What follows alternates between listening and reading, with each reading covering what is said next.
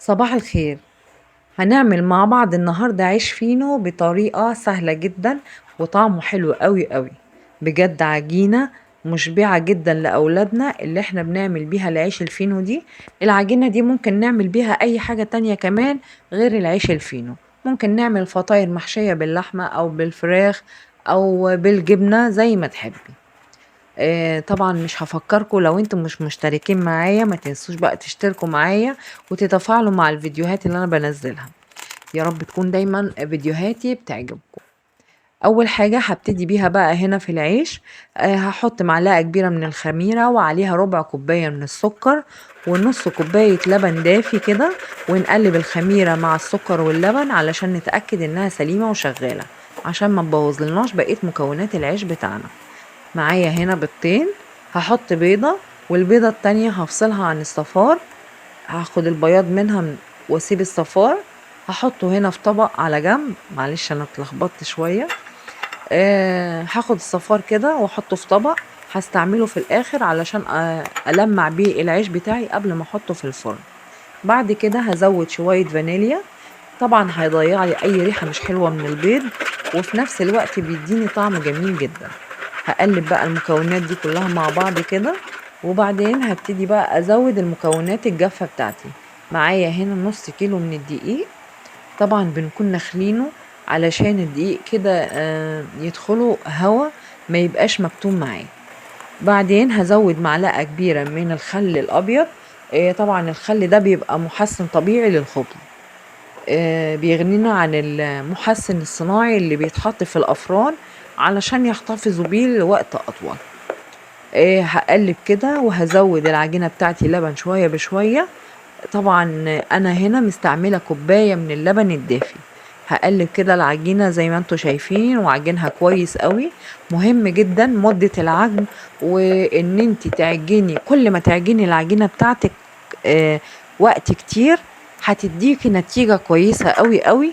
العيش هيطلع منفوخ معاكي كويس ومش معجن معاكي من جوه، وهيبقى هش كده ومظبوط معاكي زي اللي بتجيبيه من بره، وبل واحلى كمان. بجد الحاجة اللي بنعملها بإيدينا في البيت بتشجعنا كده لما بتطلع مظبوطة معانا وناجحة، بتفرحك كده من جوه ان انت قدرتي تعملي حاجة في البيت زي بتاعت الشارع بل احسن كمان. يا رب دايما يحسن ما بين ايدينا كل حاجة بنعملها في البيت لينا ولأولادنا، وحتى لو بنعملها تبقى دايما نيتك حاضرة لله كده، ان حاجتك تطلع كده مظبوطة وحلوة معاك. ان شاء الله يا رب دايما كل حد بيعمل اي حاجة تطلع موفقة وسهلة معاه. طبعا انا فضلت اعجن العجينة بتاعتي هنا لمدة 10 دقايق زي ما انتوا شايفين كده، لغاية لما العجينة بتاعتي نعمت خالص ولونها بيض كده زي ما انتوا شايفين. وفي نفس الوقت نظفت الطبق من بواقي العجين كده والدقيق اللي كان حواليها في الطبق. ده دليل على ان احنا عجنا العجينة كويس قوي، وفي نفس الوقت بتدينا عجينة مطاطية كده بتشد معانا زي ما انتوا شايفين. هسيبها بقى تخمر كده وترتاح في مكان دافي.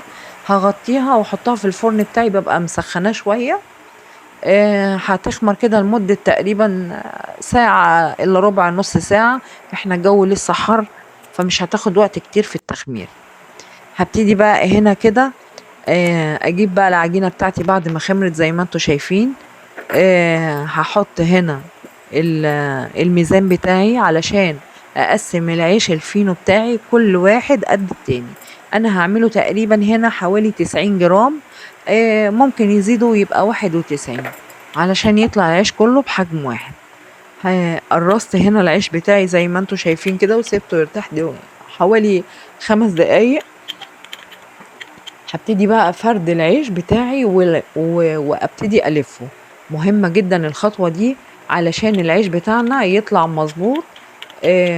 نظبط كده العجينة بتاعتنا نخليها على شكل مستطيل ونفردها كلها تبقى بسوى واحد.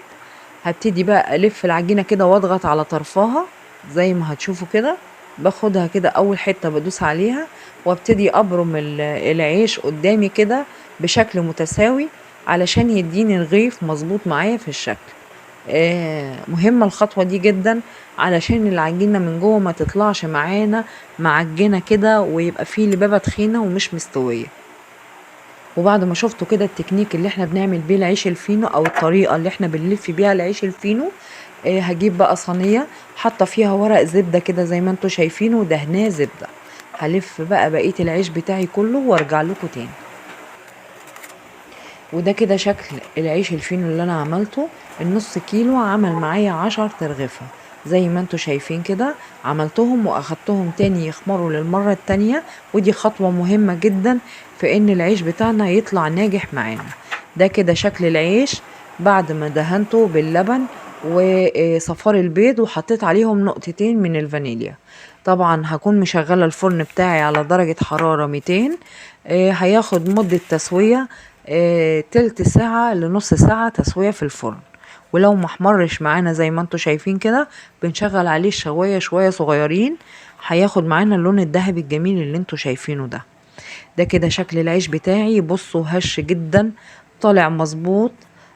بجد ريحته جميلة قوي قوي، وفي نفس الوقت طعمه حلو جدا جدا. العيش يتاكل حاف كده من كتر ما هو طعمه حلو قوي. بصوا القلب بتاعه مظبوط ومنفوخ كده من جوه، ده دليل على ان هو استوى كويس. وطبعا خد وقته في التخمير وفي العجن كويس قوي. اتمنى من كل قلبي تكون وصفة النهاردة دي عجبتكم. وكمان بقى ما تنسوش تشتركوا في القناة بتاعتي لو انتم مش مشتركين فيها، وتتفاعلوا مع القناة بتاعتي بلايك وشير وكومنت مع اخواتكم واصحابكم. اشوفكم على خير ان شاء الله.